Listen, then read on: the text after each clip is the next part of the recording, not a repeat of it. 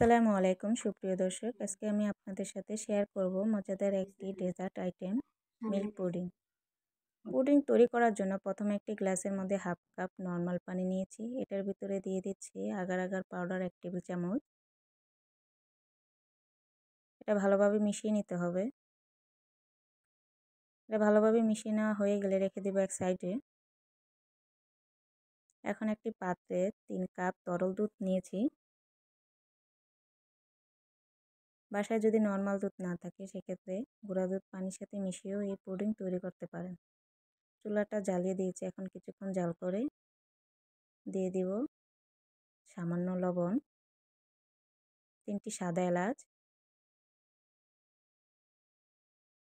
দিয়ে ভালো করে জাল করে এখন দেব হাফ কাপ চিনি। তো চাইলে চিনির পরিমাণ বাড়িয়ে নিতে পারেন। চিনিটা দুধের সাথে ভালোভাবে মিশিয়ে নিতে হবে। মিশিয়ে নিয়ে কিছুক্ষণ জাল করে বলক তুলে নিতে হবে।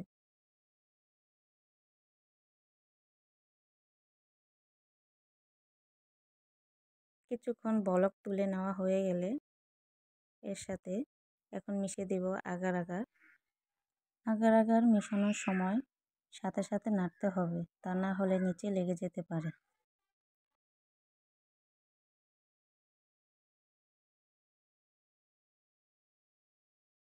এটা কিছুক্ষণ জাল করে বলক তুলে নিতে হবে ভালো করে। এখন দুধের ভিতরে যে এলাচগুলো দেওয়া হয়েছে ওগুলো সব ছাঁকনির সাহায্যে উঠিয়ে নিতে হবে।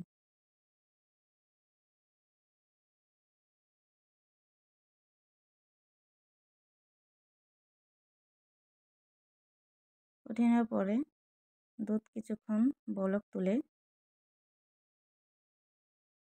চুলা বন্ধ করে দিয়ে এখন যে পাত্রে সেট করব সে পাত্রে ঢেলে দিতে হবে।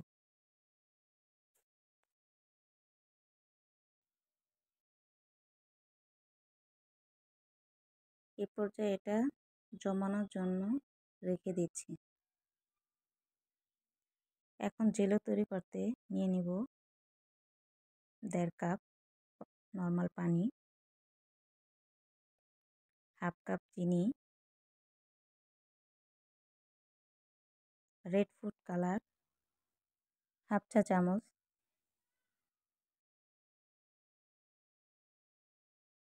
এটা ভালো করে একটু মিশিয়ে নিলাম।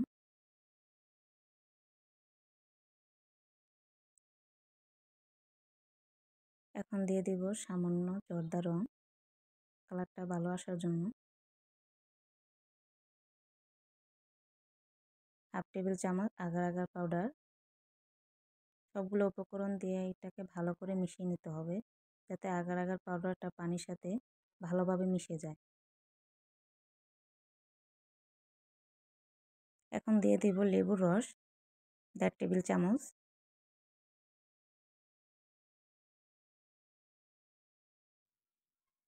এটা দেওয়া হয়ে গেলে ভালো করে মিশিয়ে এখন দিয়ে দেব চুলায়। এখন চুলাটা অন করে দিয়েছি। এটাকে কিছুক্ষণ ভালো করে জাল করে নিতে হবে। এটা বলক আসার পর ভালো করে জাল করে ঘন করে নিতে হবে।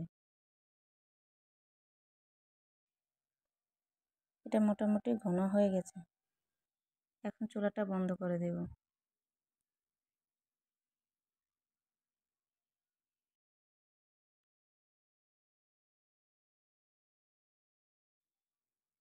দেখুন আমার পুডিংটা সেট হয়ে গেছে ভালো করে। আমি ফ্যানের নিচে 2 ঘন্টার জন্য রেখে দিয়েছিলাম। এখন একটি চাকুর সাহায্যে চারদিকটা হালকা করে নেব।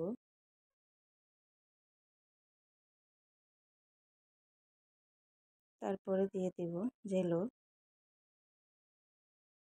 জেলোটা আস্তে আস্তে দিতে হবে, তা না হলে পুডিংটা ভেঙে যাবে। এখন গরম গরমই জেলোগুলো দিতে হবে, না হয় যে পাত্রে জেলো রাখা হবে সেই পাত্রে সেট হয়ে যাবে। এটা সাবধানে দিতে হবে পুডিংয়ের উপরে, কারণ পুডিংটা অনেক নরম। চেষ্টা করবেন নিচে একটা চামচ দিয়ে তার উপরে জেলোটা ঢালার। অনেক সময় এটা পুডিংটা ভেঙে যায়। সবগুলো জেলো ঢালার পরে আমি চারপাশটা আলগা করে দেব, যাতে চারদিকে জেলোটা যেতে পারে। জেলোটা পুরোপুরি ঢালা হয়ে গেছে। এখন এটা সেট করে নেব। আমি কিছুক্ষণ বাহিরে রেখে ঠান্ডা করে তারপরে ফ্রিজে রেখে দেব। এখন আমি ফ্রিজ থেকে বের করে এনেছি, দেখেন আমার পুডিংটা পুরোপুরি হয়ে গেছে। এখন এটা চাকুর সাহায্যে চারদিকটা একটু আলগা করে নিব, যাতে আমি অন্য প্লেটে এটা ঢালতে সুবিধা হয়।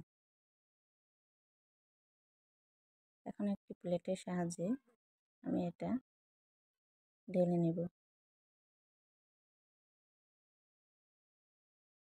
একটু ট্যাপ করে নেব, যাতে এটা নিচে পড়ে যায়। ওঠানোর সময় একটু ভালোভাবে উঠাবেন। দেখেন আমার পুডিংটা দেখতে কত সুন্দর হয়েছে।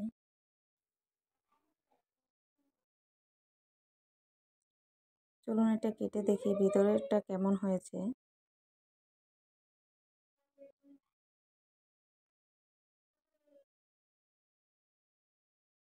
দেখুন এটা পারফেক্ট হয়েছে এবং দেখতে কত সুন্দর লাগছে। আপনারা এই গরমের ভিতরে এই ডেজার্টটা বানিয়ে খাবেন পরিবারের সবাইকে নিয়ে। আর আমার ভিডিওটা যদি আপনাদের ভালো লেগে থাকে, অবশ্যই আমার চ্যানেলটাকে সাবস্ক্রাইব করবেন। সবাই ভালো থাকবেন। আল্লাহ হাফেজ।